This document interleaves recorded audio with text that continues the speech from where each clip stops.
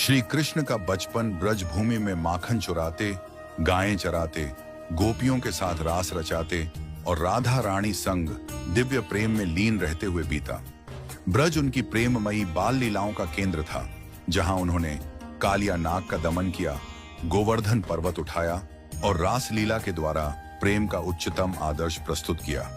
यह सब ब्रजवासियों के लिए आनंद और सौभाग्य की बात थी, परंतु यह काल एक विशेष उद्देश्य के लिए था जो अब पूर्ण हो चुका था।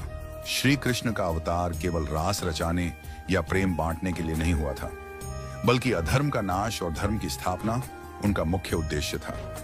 उनके मथुरा जाने का संकेत तब मिला जब कंस ने अक्रूर को भेजकर श्री कृष्ण और बलराम को बुलाया। जब यह समय आया, कृष्ण ने बिना किसी को बताए माता यशोदा और नंद बाबा को प्रणाम किया और ब्रज छोड़ दिया। इस विदाई में न राधा को कोई उत्तर मिला, न गोपियों को कोई संकेत। वह दिन ब्रजवासियों के लिए अंधकार से भरा हुआ था, क्योंकि उनका प्रिय अब उनके बीच नहीं था। राधा रानी और श्री कृष्ण का प्रेम दुनियावी प्रेम नहीं था, वह आत्मिक एकत्व था। फिर भी कृष्ण को राधा को छोड़कर जाना पड़ा, क्योंकि उनका प्रेम स्वार्थ से परे त्यागमय था।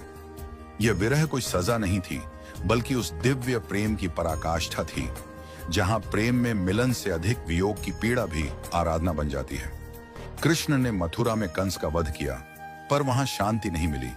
जरासंध जैसे राक्षसों से लगातार युद्ध और यदुवंश की रक्षा हेतु उन्होंने द्वारका की स्थापना की, एक ऐसा नगर जो समुद्र के बीच था।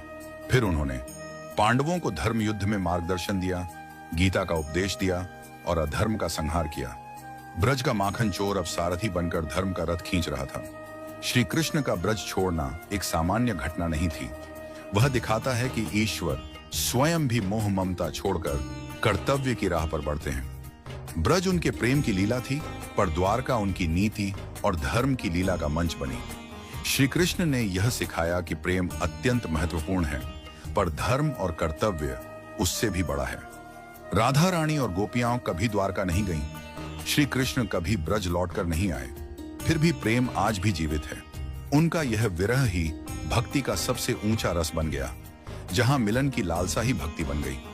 आज भी वृंदावन में राधा रानी विराजमान है, और कहा जाता है कृष्ण तो केवल राधा के हैं, और साथ में यह भी कहा जाता है जहां प्रेम है वहां कृष्ण है, और जहां वियोग है वहां भक्ति का सर्वोच्च स्वरूप। जय श्री राधे, जय श्री कृष्णा। आपको हमारी ये भावनात्मक कहानी कैसी लगी, कमेंट करके जरूर बताएं। और अगर वीडियो अच्छी लगी है तो वीडियो को ज्यादा से ज्यादा लाइक करें और शेयर करें। और ऐसी ही भावनात्मक कहानी